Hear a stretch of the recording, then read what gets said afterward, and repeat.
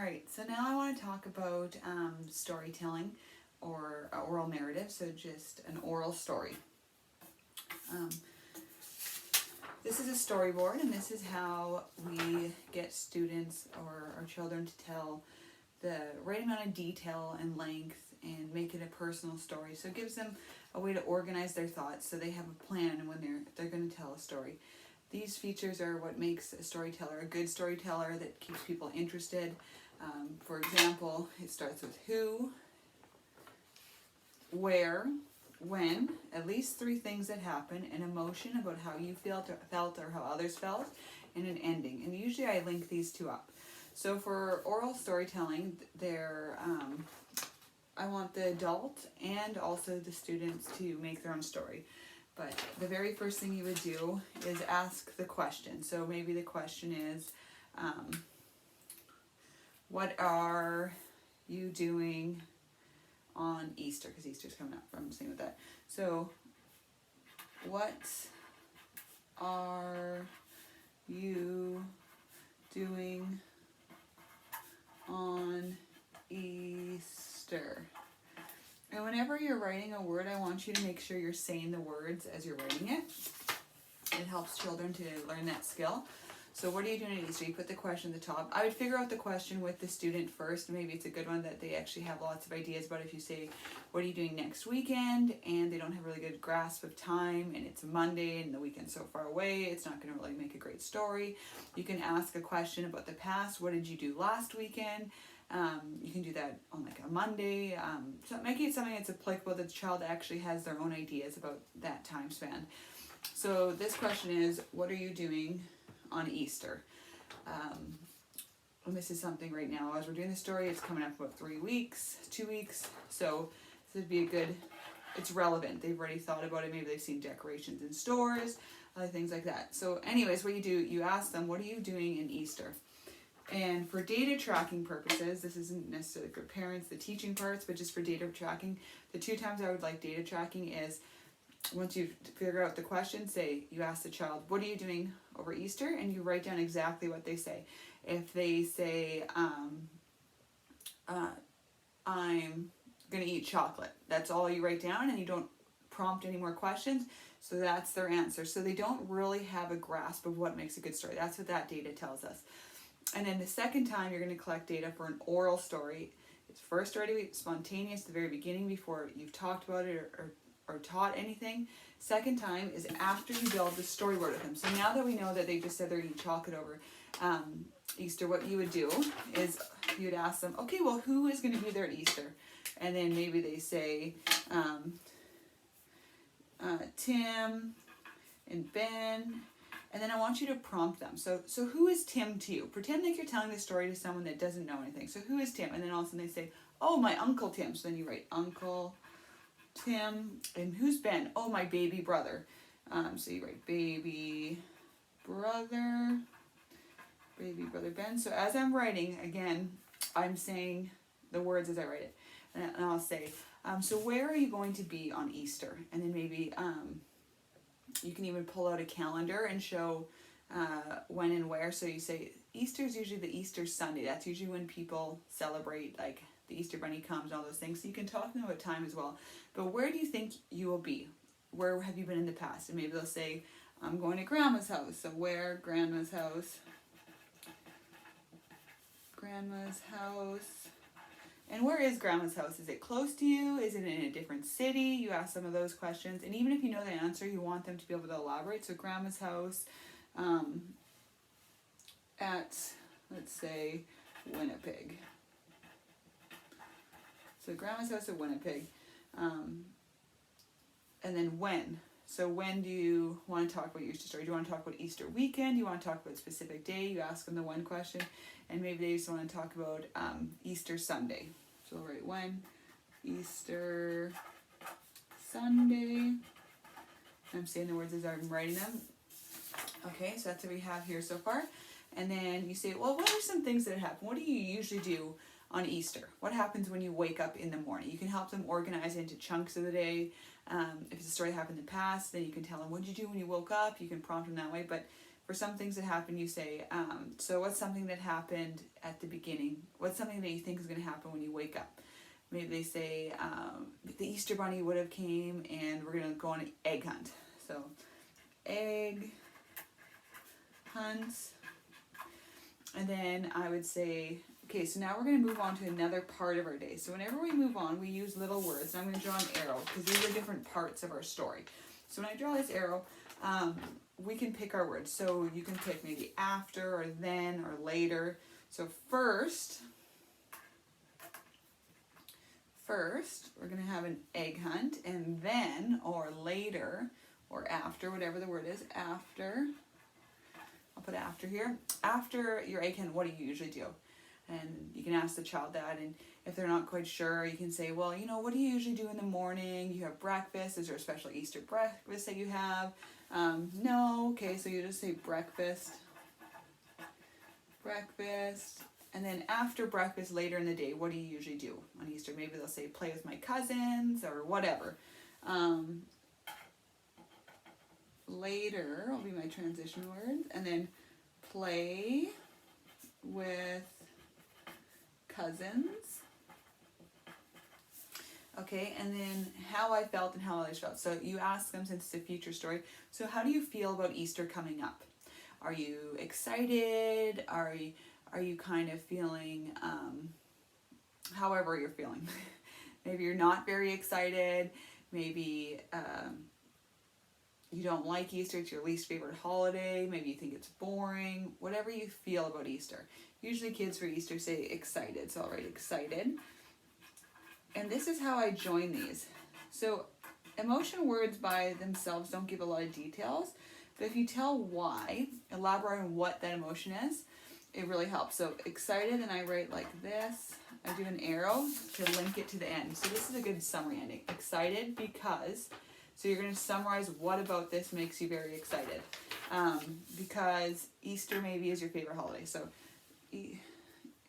favorite holiday. Okay.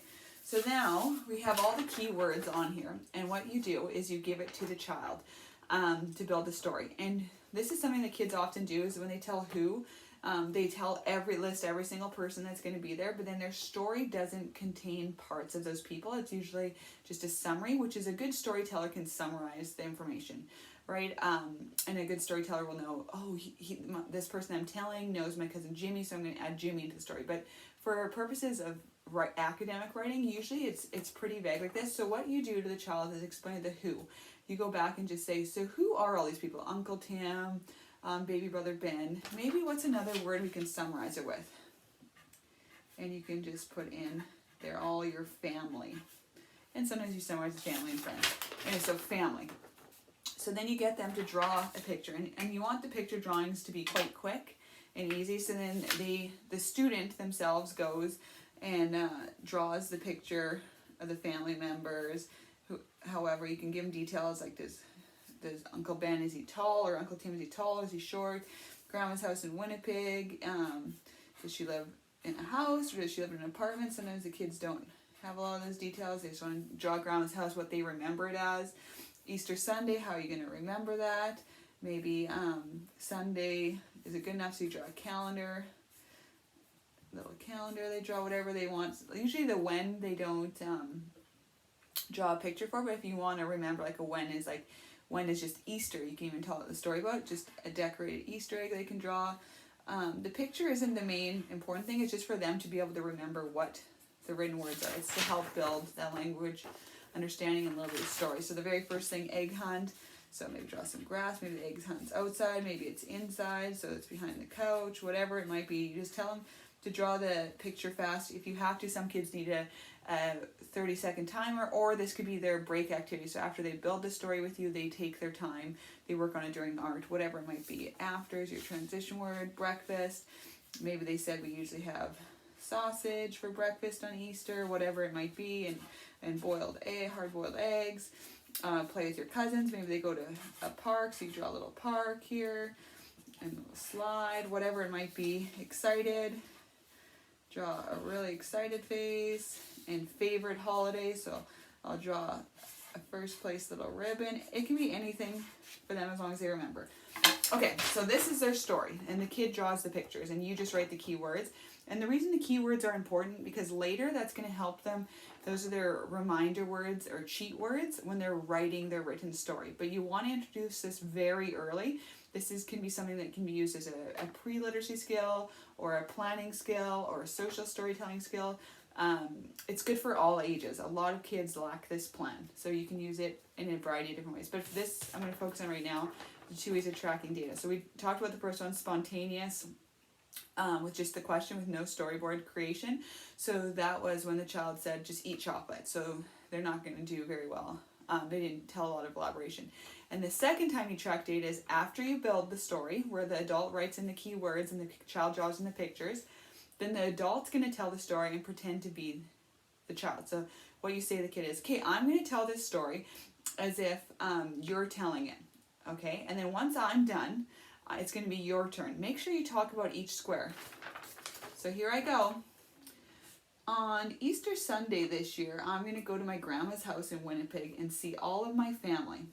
First, we're going to go on an egg hunt. We do our egg hunts outside and inside.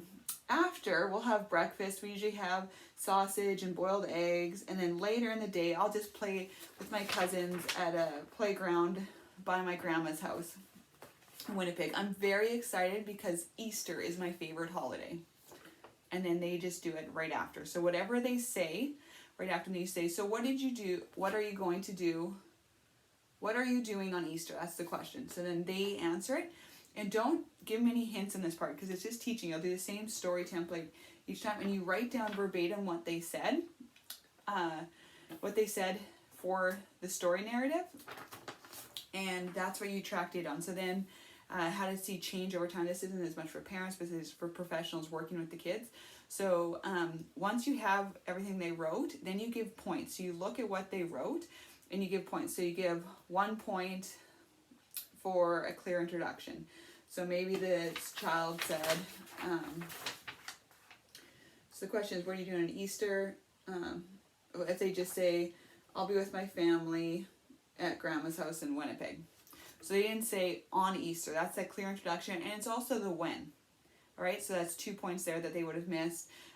They did include who, and they did include where. So of those 4 possible points, they got 2 out of 4, right? And you start giving them points for that. The other one is proper tense in the 3 events. So sometimes kids switch back and forth. Since it's a future tense story, everything should happen in the future. So example, then, or first we'll go on an egg hunt versus first we goed on an egg hunt. So if you said goed, it's something that would have happened in the past and it's grammatically incorrect, so they'd lose a point there. So there's 5 possible points for correct grammar and tense, and I want you to really focus on that, especially if you can write it all down, and then mark those ones. And then the other thing that you're working on is giving details of 3 things that happened. So we have 3 nice pictures, and kids actually are usually pretty detailed, and when you hear the story retold by someone else and then you retell it after, they add more details and they get excited about storytelling, which is good language practice and it's good language planning. Okay, so it's really important that the adult tells an elaborate story and really understands what the kid wants to say as they point to pictures, because you're teaching them how to retell a story, how to tell a story, how to make a plan, how to give interesting details. All right, and then the other one is a clear ending and emotion. So it's really important that the child talks about their feelings towards it, because children that talk about more, and people that talk about more feelings and emotions tend to have more friends, because you're able to relate and make more connections. All right, so yeah, this is the storyboard template for an oral story, and you, as a clinician or a person working with the child, you track data before, when you just ask them questions, spontaneous, and you track data post storyboard teaching and post adult model. Those are the 2 times you track data. And it's also really important that the adult makes their own too. So you can also teach the child this, if you know they're having a hard time, say, I'm gonna tell you about me, and you just write in your words and talk about your pictures. And whenever you're writing the words, make sure as an adult you're saying the words as you write them. Okay? All right, thank you.